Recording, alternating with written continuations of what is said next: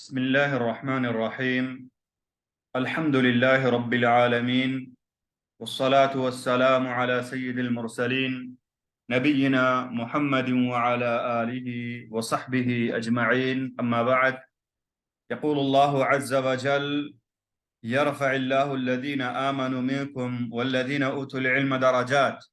ويقول النبي صلى الله عليه وسلم: من سلك طريقا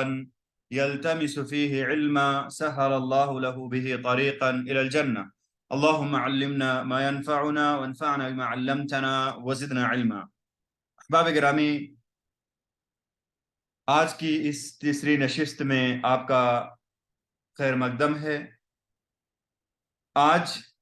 کا عنوان قربانی سے متعلق احادیث کی شرح ہے۔ آئیے ہم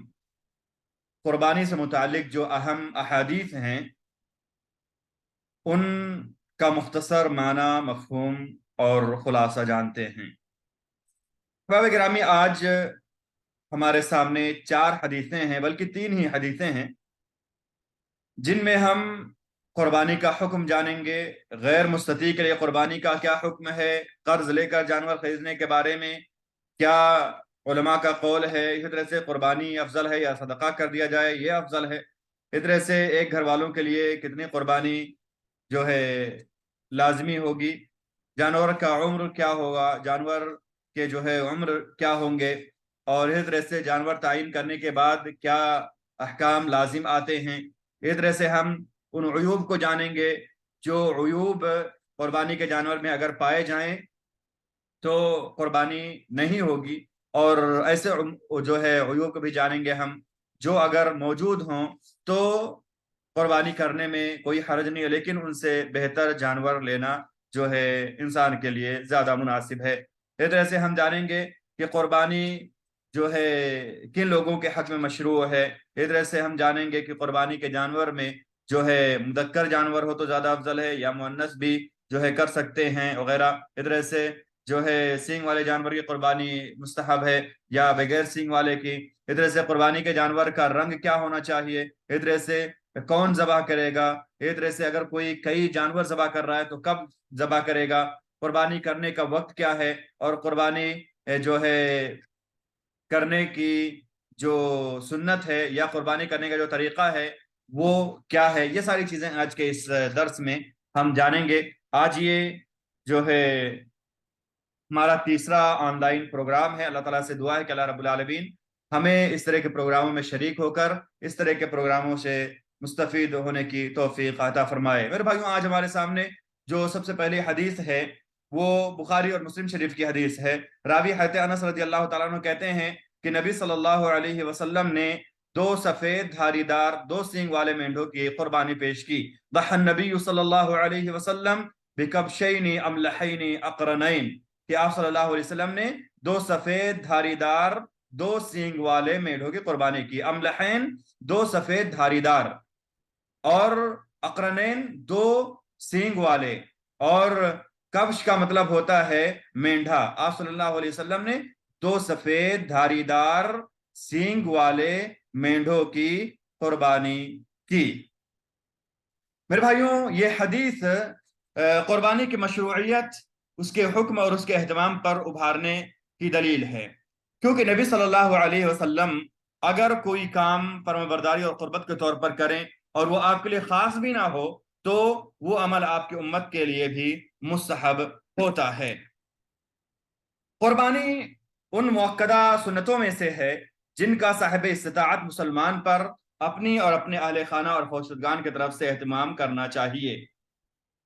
صاحب استطاعت مسلمان کو کہ وہ اپنے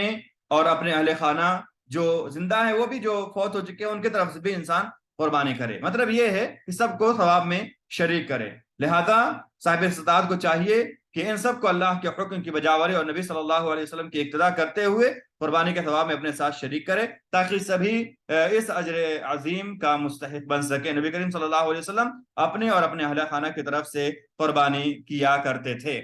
اور جو مستطیع نہیں ہے، جس کی پاس استطاعت نہیں ہے، بس وہ صرف اپنے اہل و عیال کا خرچ ہی جو ہے اٹھا پاتا ہے، تو اس کے لیے قربانی ضروری نہیں ہے۔ اسی طرح سے مقروض اپنے قرض کی ادائیگی کو قربانی پر مقدم کرے گا، قرض پہلے ادا کرے گا، بعد میں پھر قربانی کرے گا استطاعت ہو تو، کیونکہ استطاعت کی صورت میں ذمہ داری سے براعت یعنی دستبرداری واجب ہے۔ یہاں پہ ہم یہ جان لیں کہ قربانی کا جانور خریدنے کی خاطر قرض لینا،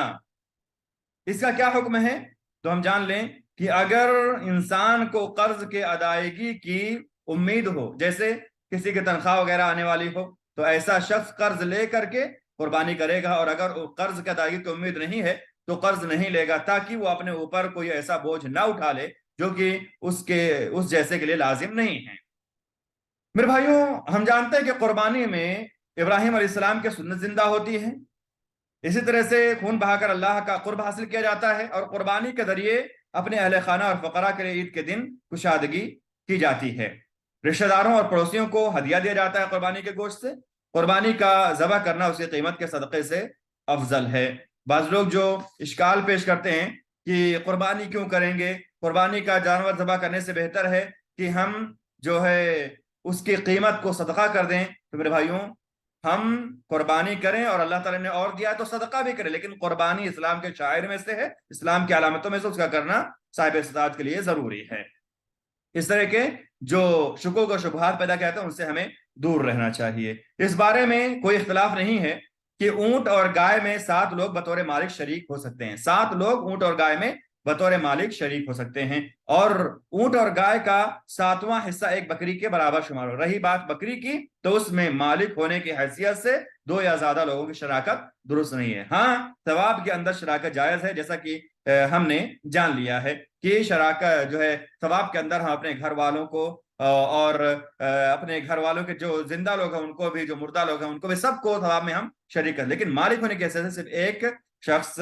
کی ملکیت ہوگی، اور دوسروں کی ملکیت اس میں جو ہے شراکت ملکیت کے طور پر جائز نہیں ہوگی۔ اور ہم یہ بھی جان لیں کہ اگر 2 لوگ شراکت میں ایک بکری خرید کر اپنے علاوہ کسی اور کی طرف سے قربانی کرنا چاہیں تو یہ جائز ہے، کیونکہ یہ تبرع کے باب سے ہے، یہ صدقے کے باب سے ہے۔ تو اگر کوئی 2 لوگ یا 3 لوگ مل کر کے پیسہ جمع کریں اور ایک شخص کو بکرا خرید کر کو اپنی طرف قربانی کرے تو ایسا کیا جا سکتا ہے، تبرع کے باب سے ایسا ہوگا۔ یہاں پہ ہم جان لیں کہ ایک گھر والوں کے لیے کتنے بکرے ذبح کرنے ہوں گے، تو ہم یہ جانیں کہ اگر لڑکا گھر میں سکونت پذیر ہو تو اس کے لیے بھی جو ہے الگ گھر میں، اگر لڑکا ہے اپنے والد سے، لڑکا جو ہے الگ گھر میں ہو گیا ہے، الگ کھانا پکاتے ہیں اور جو ہے ان کا کھانا وغیرہ الگ ہوتا ہے، تو ایسی صورت میں اس کے لیے بھی قربانی کرنی مشروع ہوگی، اور اگر اپنے والد کے ساتھ ہی ایک گھر میں ہو تو والد کی قربانی اس کے لیے بھی کافی ہوگی۔ اگر الگ کھانے پکاتے ہیں تو سب کو الگ الگ کرنا ہوگا، نہیں تو اگر ایک ساتھ پکاتے ہیں چاہے جتنی بھی تعداد ہو، ایک بکرے میں ہی جو ہے سب کی قربانی ہو جائے گی، سب کے لیے ایک بکرا کافی ہوگا۔ اسی طرح سے اگر شوہر کے پاس ایک سے زائد گھر ہوں تو اس کے لیے بھی ایک قربانی کافی ہوگی، جیسا کہ نبی پاک صلی اللہ علیہ وسلم نے کیا تھا۔ اگر ایک سے زائد گھر ہوں تو اس کے لیے ایک قربانی کافی ہوگی۔ اگر شوہر کے پاس ایک سے زائد گھر ہوں، یعنی ایک شوہر ہے، اسے کئی بیویاں ہیں، تو سب کی طرف سے ایک ہی قربانی کافی ہوگی، جیسے کہ نبی پاک صلی اللہ علیہ وسلم نے کیا تھا۔ حضرت عطا ابن یسار کہتے ہیں کہ میں نے ابو ایوب انصاری سے پوچھا کہ اللہ کے رسول صلی اللہ علیہ وسلم کے زمانے میں لوگ قربانی کس طرح سے کیا کرتے تھے، تو انہوں نے فرمایا آدمی اپنی اور اپنے اہل خانہ کی جانب سے ایک بکری قربان کیا کرتے تھے، اسی سے کھاتے تھے، یہاں تک کہ لوگوں میں فقر و مباحت عام ہو گئی، اور اب حال آپ کے سامنے ہی ہے۔ یعنی نبی پاک صلی اللہ علیہ وسلم کے زمانے میں لوگ ایک بکری ہی اپنے اور اپنے اہل خانہ کی طرف سے قربان کیا کرتے تھے۔ یہاں پر ہمیں قربانی کا مقصد جاننا چاہیے، اور ہم جانتے ہیں کہ قربانی کا مقصد اللہ کی رضا کے حصول کے خاطر جانور ذبح کرنا ہے، تو انسان کو چاہیے کہ وہ اس شعیرے کو زندہ کرے اور اپنے قربانی کو اپنے گھر میں ذبح کرے، خود بھی کھائے، لوگوں کو بھی کھلائے۔ اللہ تعالیٰ کا حاجیوں کی جانب سے بیت اللہ الحرام کے لیے روانہ کیے گئے جانوروں کے سلسلے میں فرمان ہے فَكُلُوا مِنْهَا وَأَطْعِمُوا الْبَائِسَ الْفَقِيرَ، سورہ حج کی آیت نمبر 28 ہے، جس میں ہے اللہ تعالیٰ فرما رہے ہیں کہ تم قربانی کا جانور ذبح کرو، خود بھی کھاؤ اور دوسروں کو بھی کھلاؤ، جو سخت حاجت مند ہے، جو بیمار انسان ہیں، جو غریب لوگ ہیں، ان کو بھی کھلاؤ۔ اور یہاں پر ایک بات شیخ نے واضح کی ہے، جو مملکت سعودی عرب کے پس منظر کے حساب سے، یا ہم کہیں بھی جہاں پہ مالدار لوگ ہیں جو دوسرے لوگوں کو جو ہے دوسرے ملک میں جو غریب ہیں اور ایسے ممالک ہیں جہاں پہ لوگ بہت ہی تنگ دستی کی حالت میں ہیں، تو ایسے لوگوں کو اگر کوئی فائدہ پہنچانا چاہتا ہے یا کہتے ہیں کہ ان کی ہم مدد کریں گے تو ہم قربانی کریں، اور اللہ تعالیٰ نے اور دیا ہے تو اور ہم ان کی مدد کریں، لیکن ہم قربانی کے جانور کا پیسہ دے دیں ان کو، یہ ہمارے لیے مناسب نہیں ہے۔ ہمیں چاہیے کہ ہم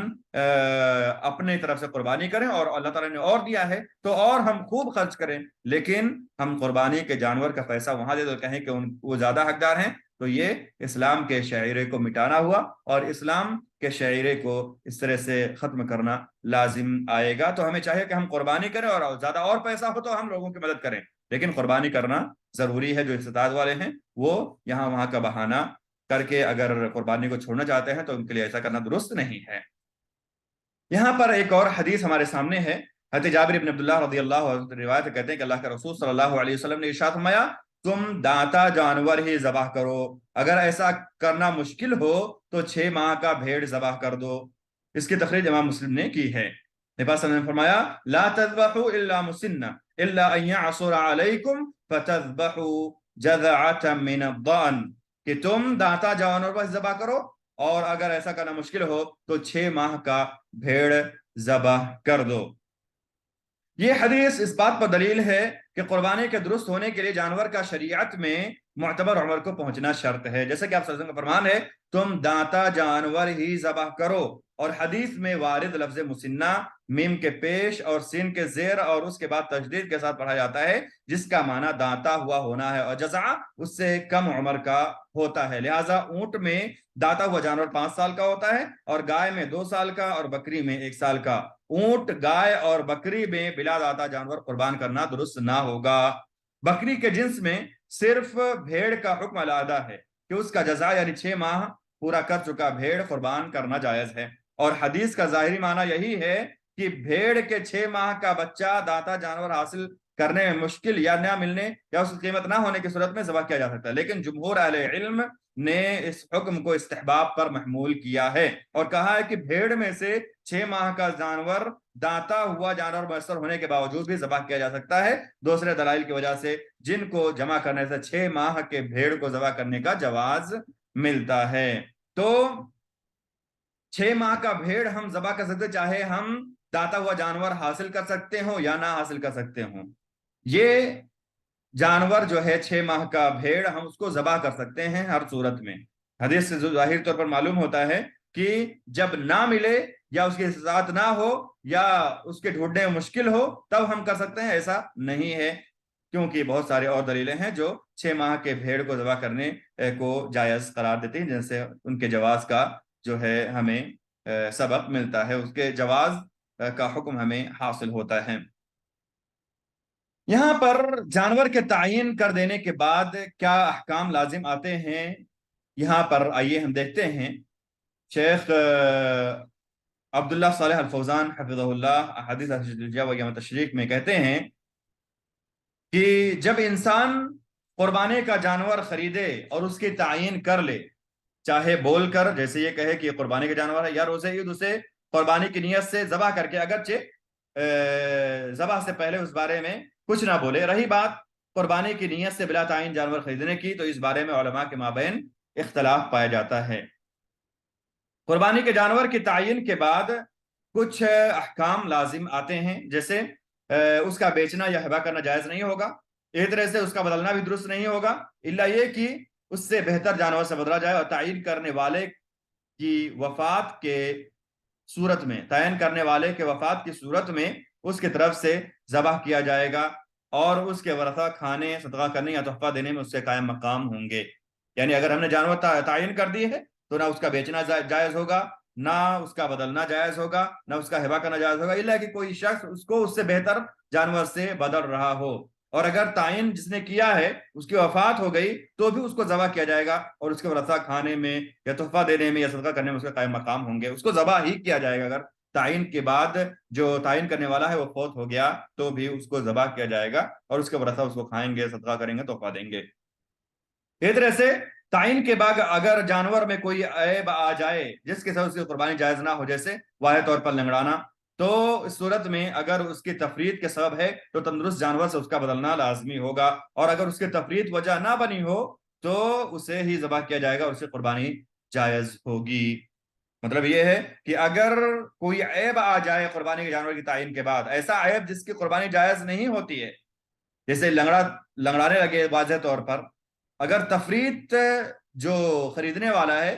جو مالک ہے، اس کی ہے، تو اس کو بدلنا لازمی ہوگا۔ لیکن اگر تفریط اس کی نہیں ہے، یوں ہی خوب اس نے دھیان دیا مگر پھر بھی وہ لنگڑا ہو گیا، تو بھی اس کی قربانی جائز ہوگی۔ اگر جانور غائب ہو جائے یا چوری ہو جائے اور ایسا اس کی لاپرواہی کے سبب ہو، تو اس کے بدلے دوسرا جانور ذبح کرنا ضروری ہوگا، اور اگر ایسا اس کی لاپرواہی کے سبب نہ ہوا ہو تو اس پر کچھ بھی لازم نہ آئے گا۔ جب بھی ملے اسے ذبح کر کے یوم النحر کی طرح اس کے گوشت کو کھائے، تقسیم کرے اور ہدیہ کرے، اگرچہ ذبح کا وقت نکل چکا ہو۔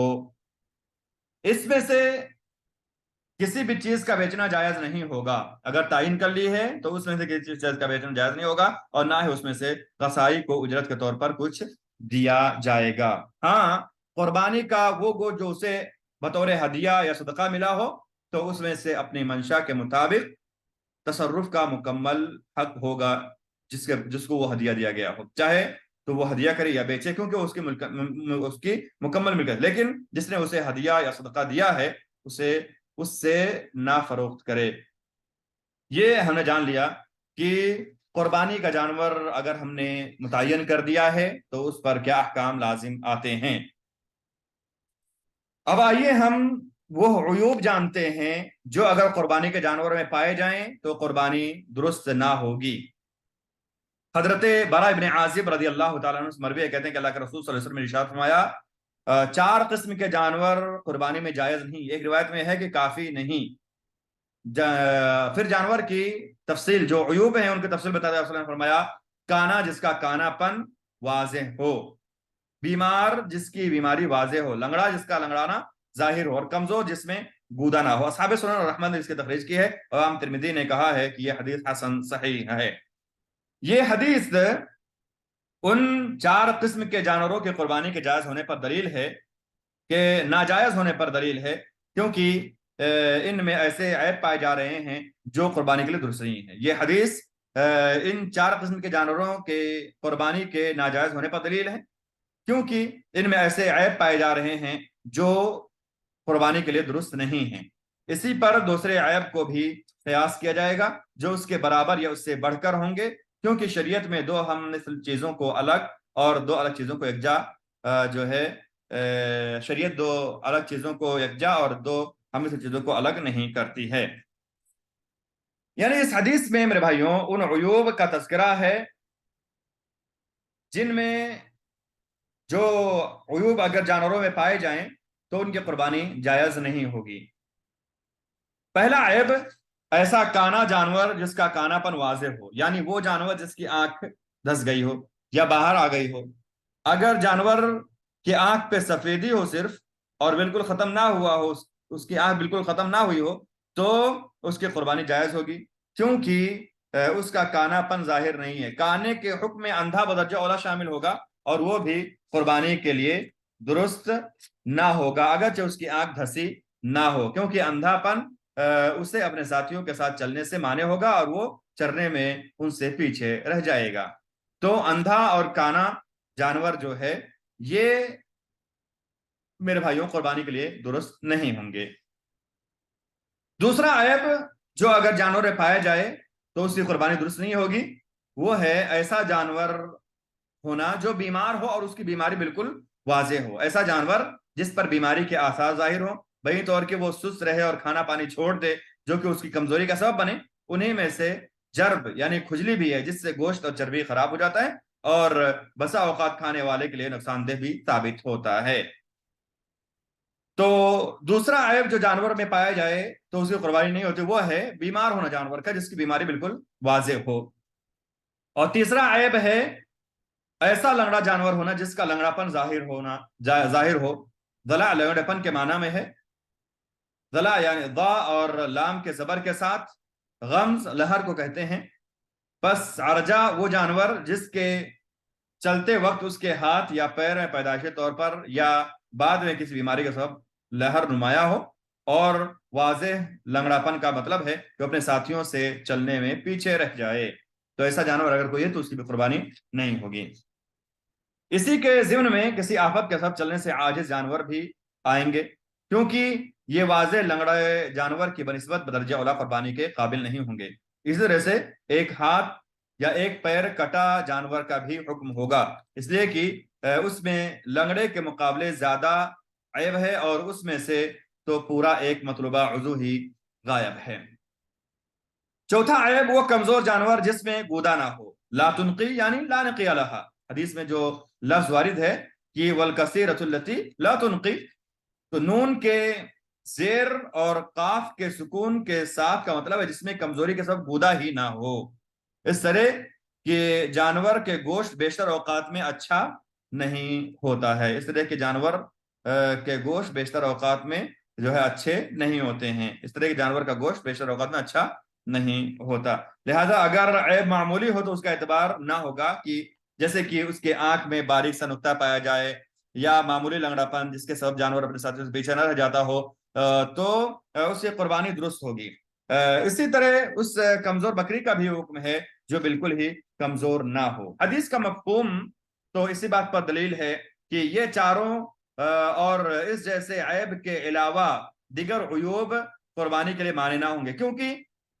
حدیث میں بیان اور حصر کا معنی پایا جاتا ہے، کیونکہ یہ سوال و جواب کی صورت میں وارد ہے، لیکن درست بات یہ ہے کہ خطبہ اور اعلان کی حالت کی بات ہے، جیسا کہ برا ابن عازب رضی اللہ تعالیٰ کے قول کام فینا سے واضح ہے، اور اگر ان چاروں عیوب کے علاوہ کوئی اور عیب قربانی کی دوسرے معنی ہوتا تو اس کا ذکر کرنا لازم ہوتا، اس لیے کہ نبی صلی اللہ علیہ وسلم کسی چیز کی وضاحت کو حاجت کے وقت سے مؤخر نہیں کرتے تھے۔ یہاں پر ہم یہ جانیں کہ داغا ہونا، جسے جانور کو داغا گیا ہو، یا کان چھیدا ہونا، کان کٹا ہونا اور سینگ ٹوٹا ہونا، ان سے کوئی فرق نہیں پڑتا، کیونکہ اس سے جانور کا گوشت کم نہیں ہوتا، اور غالباً ایسا واقع ہوا کرتا ہے، مگر ان عیوب سے پاک اور صحیح سالم جانور ذبح کرنا زیادہ بہتر ہے۔ یاد رہے کہ پشت کٹے جانور کی قربانی جائز نہیں ہوگی، کیونکہ اس طرح جانور کے ایک مطلوب حصہ میں کمی واقع ہوتی ہے۔ ہاں، اگر بکری ایسے جنس سے ہو جس میں پیدائشی طور پر پشت ہوتا ہی نہ ہو تو اس کی قربانی درست ہوگی۔ اب یہاں پہ ہمارے سامنے آخری حدیث ہے، بلکہ جو پہلی حدیث ہم نے پڑھی ہے اسی سے ملتے جلتے احکام، یا وہی حدیث ہے، اس کے الگ مفاہیم اور مکمل حدیث کے جو ہے سے جو متعلق جو احکام ہے ان کو اس حدیث کے ضمن میں بیان کیا گیا ہے۔ یہ ہم یہ حدیث پڑھتے ہیں اور یہ آج کے اس حلقے کی ہماری آخری حدیث ہوگی۔ عن انس رضی اللہ عنہ قال ضحى النبي صلی اللہ علیہ وسلم بكبشين املحين اقرنين ذبحهما بيده وسمى وكبر ووضع رجله على صفاحهما، اخرجه البخاری ومسلم۔ انس رضی اللہ عنہ کہتے ہیں کہ رسول اللہ صلی اللہ علیہ وسلم نے دو سیاہ دھاری دار سینگ والے بکروں کی قربانی کی، آپ نے انہیں اپنے دست مبارک سے ذبح کیا اور بسم اللہ کہی، تکبیر بھی کہا اور اپنے پیر کو ان کے گردن پر رکھا۔ اس کی تخریج بخاری اور مسلم نے کی ہے۔ یہ حدیث قربانی سے متعلق کئی ایک مسائل پر دلالت کرتی ہے، ان میں سے چند اہم مسائل کو ہم یہاں مختصر طور پر آئیے جان لیتے ہیں۔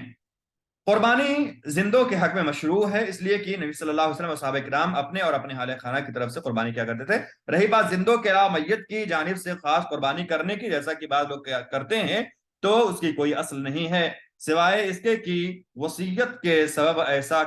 کیا جائے تو وصیت تو نافذ کی جائے گی۔ یعنی قربانی جو ہے وہ زندوں کے حق میں مشروع ہے، کیونکہ نبی صلی اللہ علیہ وسلم اور صحابہ کرام اپنے اہل خانہ اور اپنے جانب سے قربانی کیا کرتے تھے۔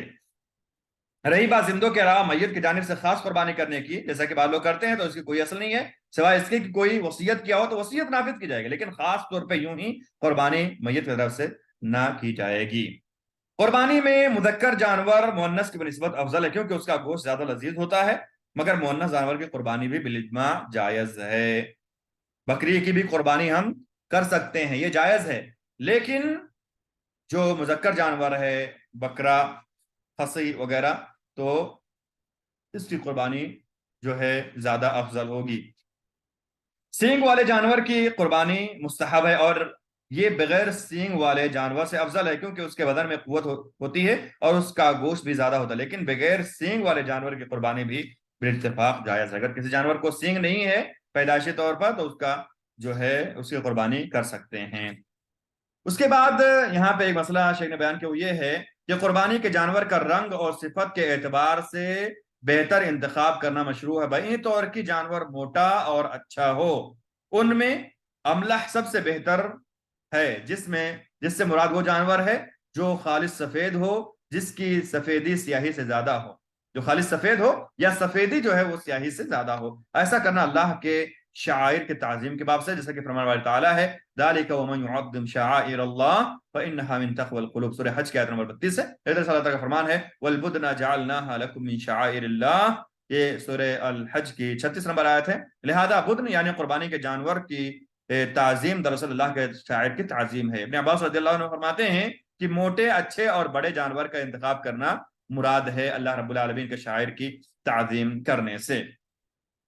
ذبح کا سلیقہ رکھنے والے شخص کے لیے قربانی کے جانور کا اپنے ہاتھوں ذبح کرنا مستحب ہے، اگرچہ ذبح کرنے والی عورت ہو،